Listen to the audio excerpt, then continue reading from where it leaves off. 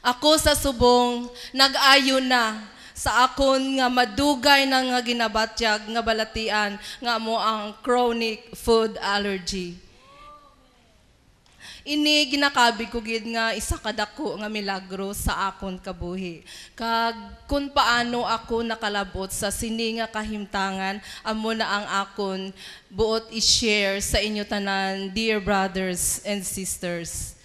Sang ako bata pa, madumduman ko gid nga masami ako experience sa mga discomforts, especially kung makatapos ako kaon sang manok, sang itlog, kag certain seafoods. Ini naga-epekto pagid sa pagbudlay maginhawa.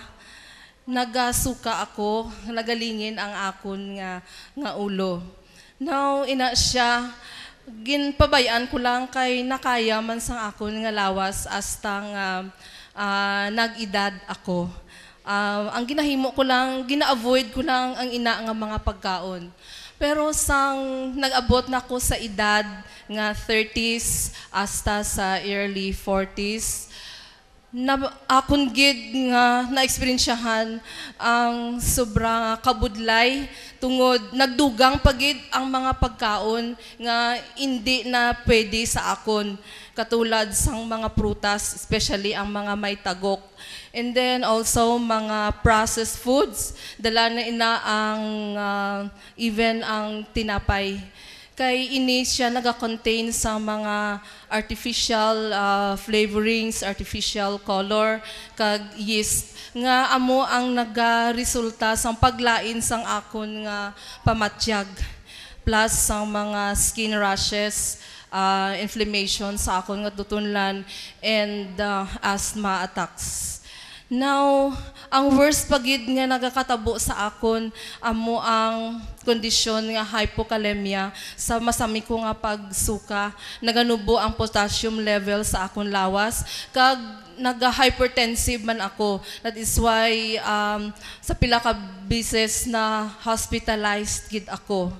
Kag ako isa ka masami nga bisita sa clinic sang akon nga doctor.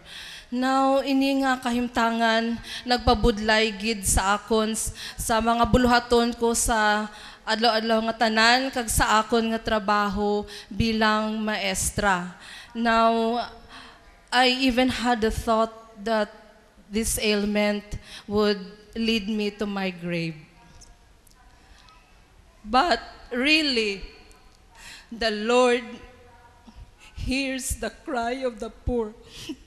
Because, yes, I was poor that time.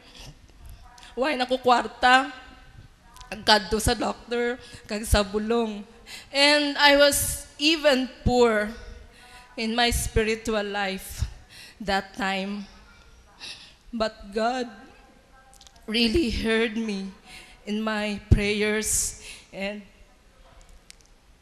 He had a beautiful way of giving me healing. He used my closest friend for that healing. Now, that was 2 years ago. It was February. And in one of my bouts with food allergy, she pursued me to attend the prayer meeting of this community, ang Dios Gugma. And right then and there, I surrendered my poor state to Him, who is God Almighty. After I was prayed over by Brother Edwin, I felt, until now, dear brothers and sisters, I really find it hard to describe that feeling of relief. But I was sure of one thing. That moment, I gained my freedom from the torments of food allergy. And yes, I really find relief during that time. 2 days after, naimbitahan ako sa wedding anniversary sang akon nga former classmate.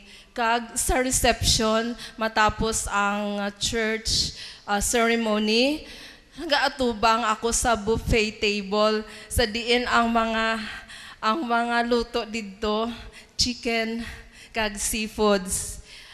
At first, I stared at the food and looked back at the long line of visitors behind me. I realized I had to decide what food to fill my plate with. And so the next moment, ang serving spoon nga ginauyatan ko, nagapamudyot na sang manok kag seafoods. Because before that, silently, I talked to God.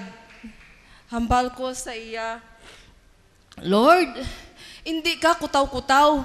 Nagpati na ako nga ginaayo mo ako. Wala ko didala nga anti-allergy kag anti-hypertensive. Gani makaon ako sini kay ginayo mo na ako.